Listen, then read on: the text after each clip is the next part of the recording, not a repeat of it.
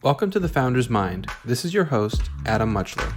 On today's episode, I have Amelia Friedman, founder and COO of Hatch Apps here in DC. In this episode, Amelia discusses lessons she's learned along her entrepreneurial journey and sheds light on her experience in building Hatch Apps. This week is also DC Startup Week 2018, and Amelia and her team are everywhere. Listen through to the end to learn about all the amazing topics and talks they're participating in throughout the week. So I'm here with Amelia from Hatch Apps in the kitchen, which ironically is the quietest room. Yep, that's how we do it here. In the only office. room with a door. Exactly, the only room with a door and no glass or windows. Yes. Thanks for joining me on The Founder's Mind. It's wonderful to be here. Thanks for coming by. Yeah, no, it's an awesome office. And it's air conditioned, which is perfect because it's hot outside. yes, very hot outside. I always like to start with, in your words, a little bit about your company and what you all are doing and what's going on at Hatch. For sure. So our company Hatch Apps has built a platform that enables folks to build and deploy mobile apps without coding. So you can think of us kind of like a Squarespace, but for apps. And it's really cool. We get to work with a lot of really great startups, smaller businesses, to help them realize their vision for an app. That's pretty legit. We like it. I think, I mean, everyone, you say like everyone has an idea, and that sort of roadblock to how do you start to realize it? How do you start to create it? So it sounds like this is the void that you are operating in a little bit. Yeah. I mean, I think. Or more enterprise. So we do have some bigger businesses that use our product, but we also get to work with folks that just they don't have the $200,000 to sink into building an app for their company, but they are really committed. They're ready to go and ready to really build their own app and leverage kind of their vision, turn their vision into a reality. Yeah. Who would you say are your sort of primary clients or customers? Right now, the majority of the companies that we work with are startups or smaller businesses. Okay, cool. How did you get into this? Like, what was sort of the initiating moment or factor or idea? Yeah. Excellent question. So I studied Brazilian literature undergrad. Got it. Very related. Yeah, very relevant. Use it every single day. So when I was in college, I was really into language education. I was studying several different languages. I ended up helping folks learn how to teach different languages. And long story short, when I graduated, I had kind of accidentally built this language education nonprofit. When you graduated, you had accidentally built a language education nonprofit? Yeah, it was like never really the intention, but then we like grew and it like turned into this thing. Uh-huh. And so it was generating enough revenue for me to go full time, so I did. And came back to DC in part for the Halcyon Fellowship, which for those who aren't familiar, it's a fellowship for social entrepreneurs. And there I met another one of the founders there by the name of Param Jaggi. And he was doing work in software development for sustainability. So how I found Hatch was actually through, in part, finding Param. So Param was supporting himself in part by building apps for folks, and he was realizing that a lot of apps, a lot of the software, a lot of the tech is the same stuff over again, it's like the marketplace again for XYZ. And so we together decided to start Hatch to automate a lot of that software development, the parts of software development that are repetitive, and really bring that WordPress model to development. That's wild. So how did it go from, was there a conversation? Was there a moment? What was it? Yeah, so we were in the Shop House in Georgetown, which has since been decimated. R.I.P. Yeah. And Param pitched me on the idea for Hatch, saying, wouldn't it be cool if? And my response was something along the lines of, yeah, it'd be really cool, but that sounds kind of impossible. Fast forward a couple weeks, and he had really kind of figured out a lot of the underlying tech for how to make it happen. So at the time, I was thinking about my next steps and wasn't really sure what I wanted to do. But when I thought on it, I was like, this is a pretty solid idea. But more than anything, this person, Parm, is really brilliant. I trust him to the moon and back. And if this is my opportunity to work with him, I have to take it. Yeah. Haven't regretted it since. Amazing. Here we are in your office. Yeah. Well, in the kitchen. What was so you have a conversation, it's an idea, Parm is inviting you into sort of this thought process. What was the tipping point to really kicking it off and getting all into it?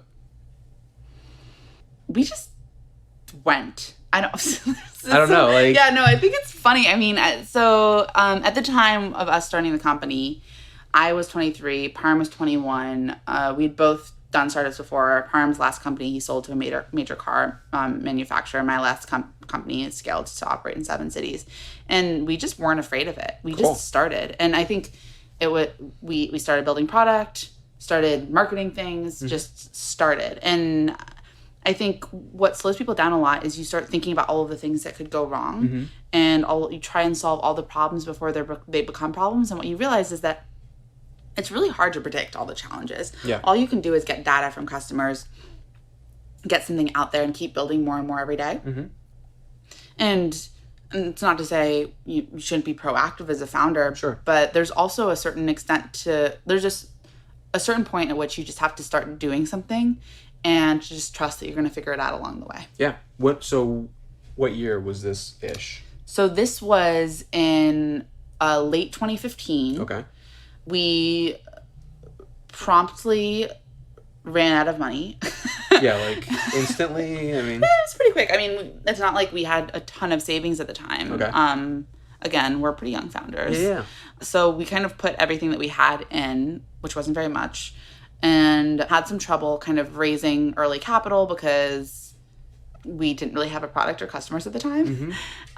So we ended up in January of 2016. This was back when the election was funny and like all of the primary debates were I, for one, was very much enjoying the primary debates. Yeah, it was comedic until it became serious.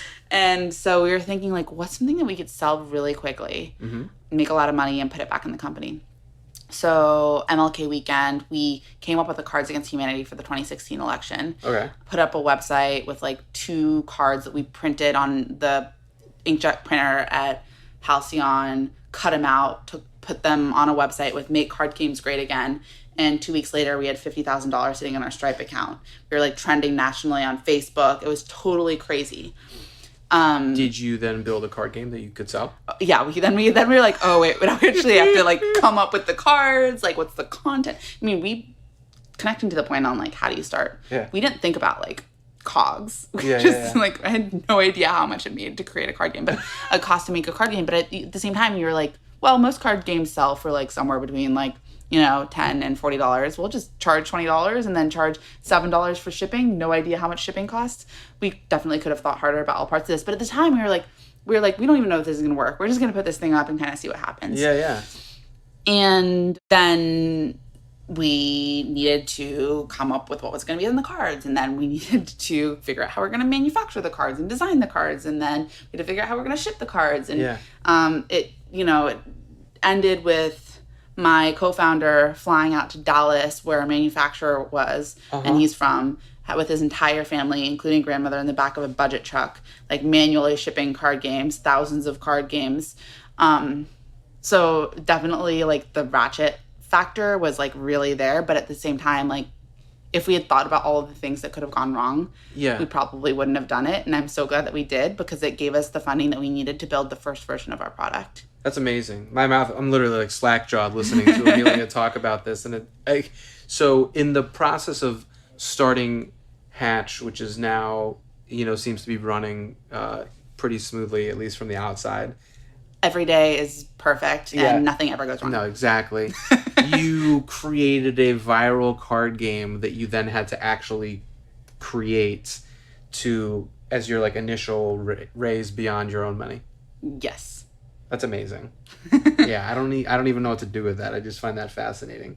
So with Hatch and with where you are today, what's a challenge that has come up, let's say in the last 3 to 6 months, that you're willing to talk about? Because I'm sure there's only one that comes to mind. Yeah. And how did you navigate Well, I mean, it? we don't have any challenges. Everything is so perfect here. Yeah. No, there's been so much. I think to pick one, when you build software, you kind of know that you're constantly going to be rebuilding, but you kind of don't want to you don't want to admit it sometimes. So we was just talking about kind of the first version of our product, which was super hyper MVP. And then we hired a couple people. Super hyper MVP. I like that. Yeah. It was barely functional. No, it worked, and it was a great proof of concept. And our customers loved it, but we knew that it wasn't going to scale. So then we hired a couple people, and we were like, okay, we're going to build the version of this product that we think can scale. Yeah. And several months ago, we realized that version of the product, which, again, customers loved and was working great, it wasn't going to be the product. It wasn't going to be the infrastructure that would lay the foundation for us becoming a big company. Yeah. So for a second time, we went and we basically threw away hundreds of thousands of lines of code. And those are the lines of code that we spent, late nights writing, and those are the designs that we spent, months and months coming up with and putting together. And it was a decision. It was something that we knew we were going to have to do eventually. Yeah. And we decided that we'd rather do it earlier rather than later and really invest. So we stopped onboarding new customers onto the product. We started doing pre-sales for a product that nobody could see yet. Mm-hmm. And now looking back at it, it's one of the best decisions we made for our company. Now we have a product that's truly flexible. You could build yourself an Instagram on it. You could build yourself a Yelp on it. You could build yourself I shouldn't say basically anything, but basically anything on this really flexible product that never would have been possible on that previous technical infrastructure. Yeah. And the quality is really tremendous. So that's not to say we're not going to, at some point down the line, have to do another refactor. Yeah. I think that it's any... Is that the technical term? Well, what we did before was not really a refactor as much as a start over. But what happens a lot of times is there's a newer technology that will better serve the purpose. So you kind of, you flip that out and a lean technology, a lean startup, a lean tech company of any kind needs to be constantly doing that and improving. Mm-hmm. I certainly hope this is the last time we do a full start over, but it might not be, and that's okay. Yeah. And I think that it kind of connects to the overall idea of sometimes you have to take risks and make really hard decisions in a startup. So far, most of the risks that we've taken have paid off. And the ones that didn't pay off, we probably just forgot about. Yeah, I mean, you don't have time to dwell on it. Yeah.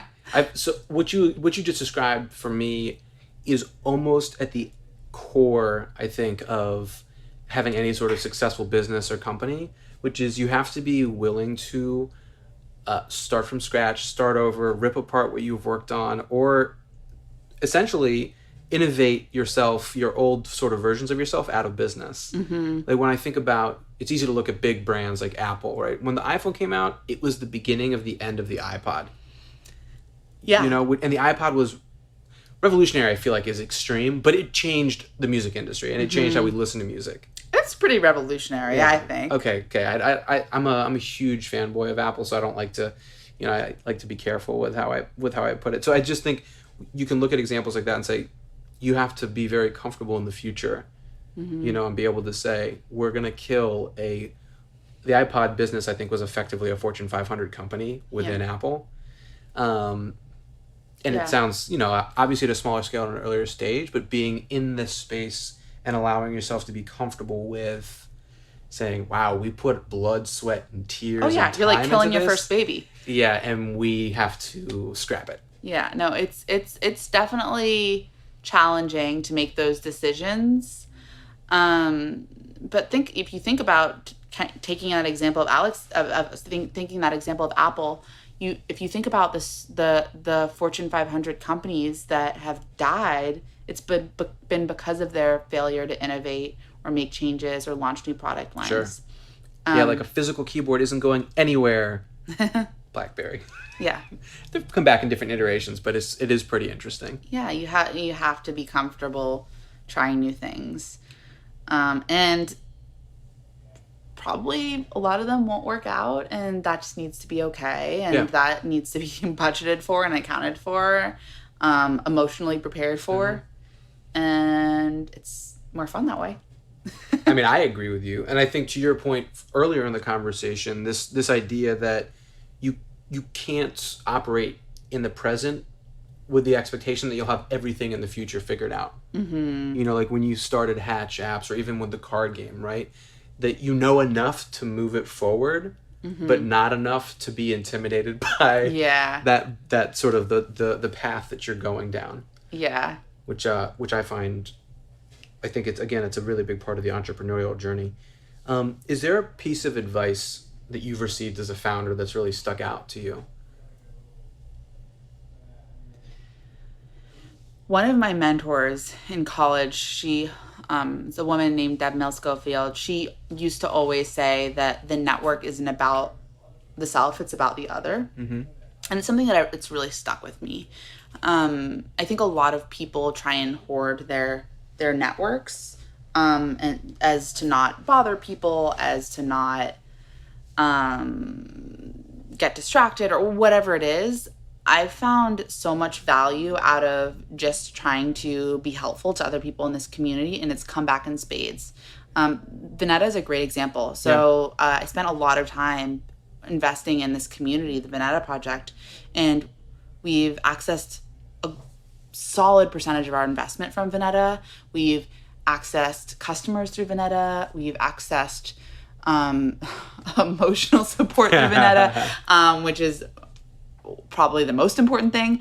And down the line, I sometimes you go way out of your way to help someone, and it was just a nice thing to do, and it never comes back, and that's awesome too. It makes you feel real good. Mm-hmm. But a lot of times there's somebody that you went out of your way for 12 months before, and they come back in a really healthy way. And I think that that's been really something that we've seen in a lot of ways. And people ask, about like how we've raised money or how we've gotten press or how we got our first sales. And it was really about like being out there and just focusing on being like helpful and contributing to people's businesses or whatever it might be.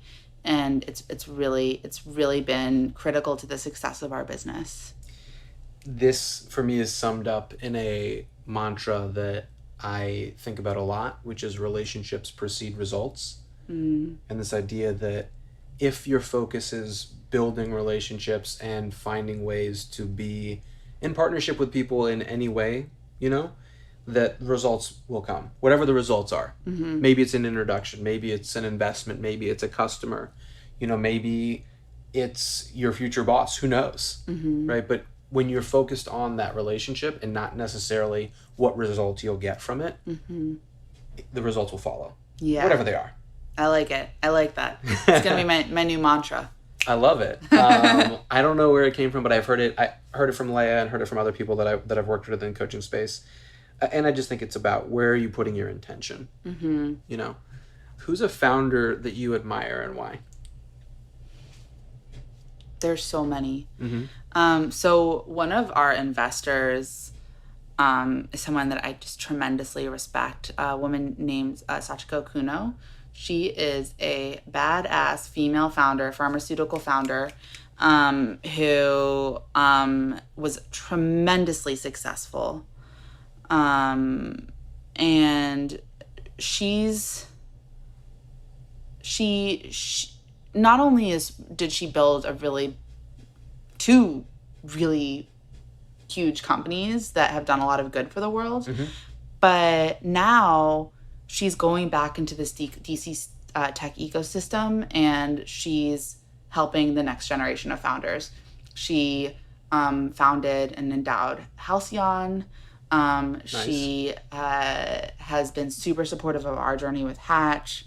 And she has just invested so much time and emotional energy in building up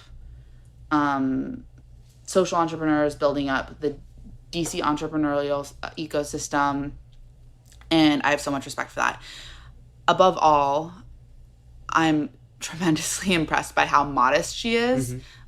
She is definitely in the top 5 female founders that are in terms of size of company built in this ecosystem. And she is not out there pounding her chest. She's quietly just finding ways to help more female founders and more social entrepreneurs. And I have so much respect for that. I think it's easy to get lost in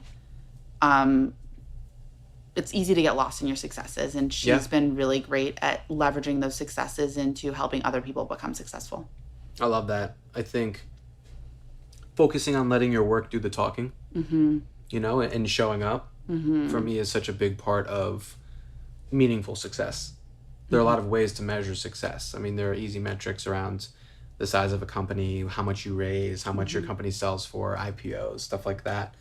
But not focusing on those metrics as the defining moments, right? And I don't know if her name was on my radar. Obviously, I'm going to look her up. I would encourage everyone else to look her up, just because I think that that's a great example, and looking for those examples out there.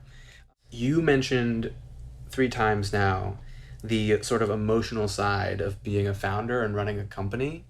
Can you talk about any other little things that you use to help get through that roller coaster, as you put it? Or are there any little heads ups or thoughts that you have for other founders or listeners about managing that side of running a business?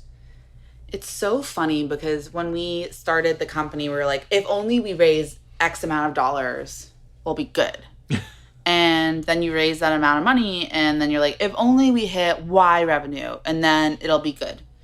And then you hit that revenue number, and then if only, and there's the goalpost is always moving, because you're not in our world. You take investor money, they're expecting to get a real return. So you need to grow this company to be big.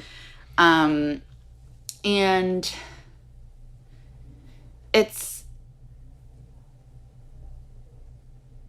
getting there is being in that place where you never feel like you've fully won, means that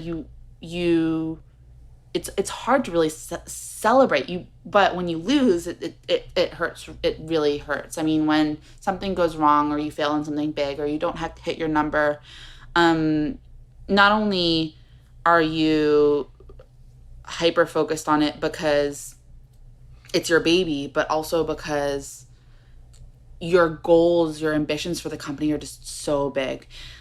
So I've certainly benefited from being close to my family here. My partner is really wonderful and supportive, and also a founder of a local company. So he gets it. And I also have a really incredible co-founder who shares the emotional burden with me. I have so much respect for solo founders. We both did it, and we're both like, never again. Yeah. It's the emotional burden of it is so rough. It's like really lonely at the top when you're like the only person there. When you look left and right and there's no one there. Yeah, you're like, this is awkward.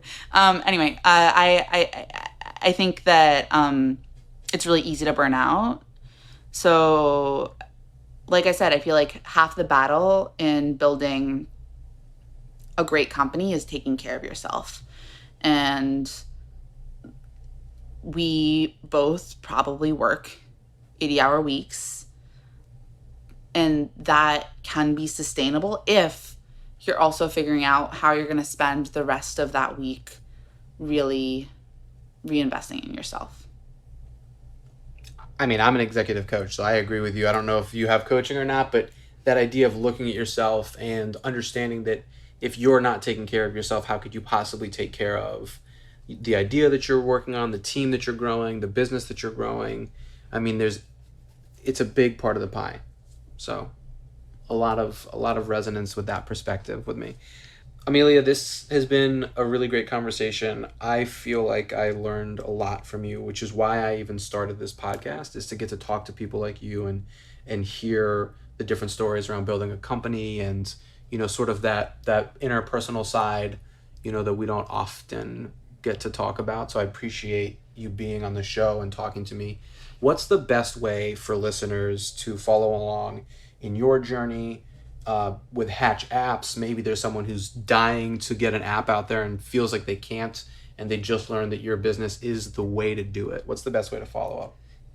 Best way to learn more about us is at our website, hatchapps.com, or by following us on any form of social media.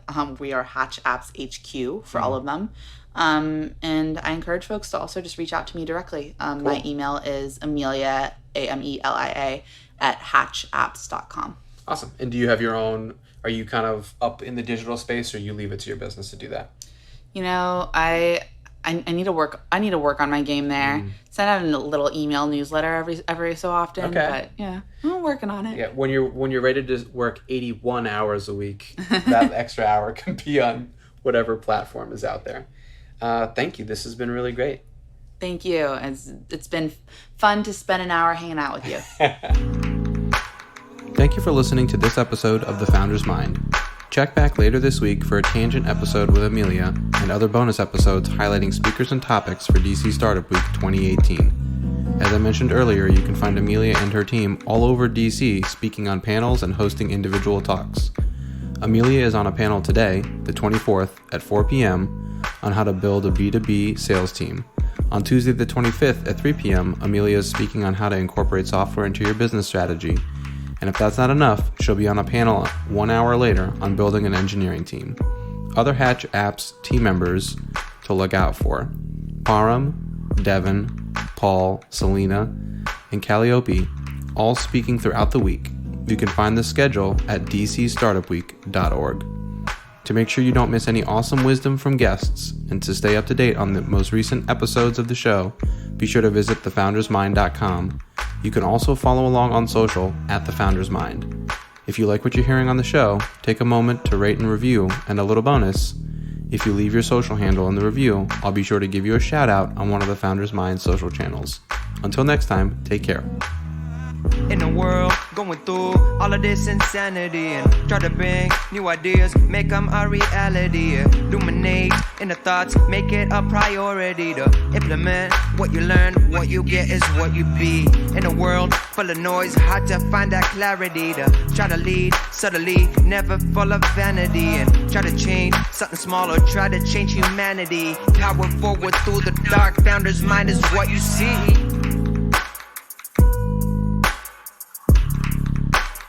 Founder's mind is what you see.